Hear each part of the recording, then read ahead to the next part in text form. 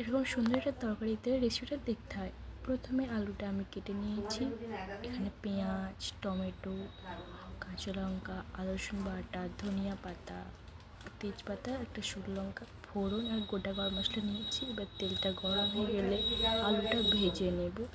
আলুটা দিয়েছি, আলুটা ভাজা হয়ে গেছে এরকম। তারপর তেলটা গরম করে এতে গরম মশলা দেবো, গোটা গরম মশলা, তেজপাতা, শুকনো লঙ্কা দেব।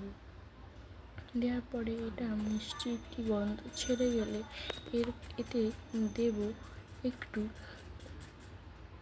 চিনি, পেঁয়াজগুলো দিয়ে দেবো, দিয়ে ভাজা হবে পেঁয়াজটা।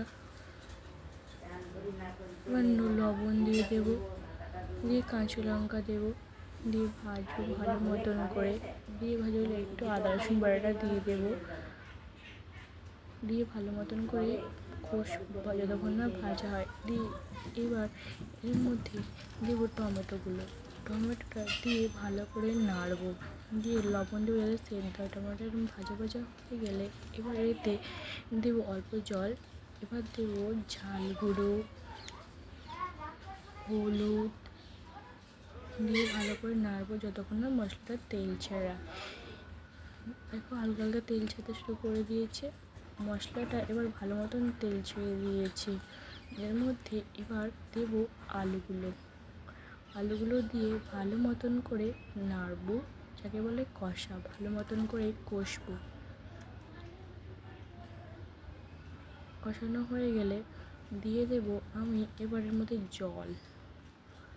জল দিয়ে ভালো করে ফুটবে তরকারিটা। দিয়ে দেবো ধনে পাতা, জলের সাহায্যে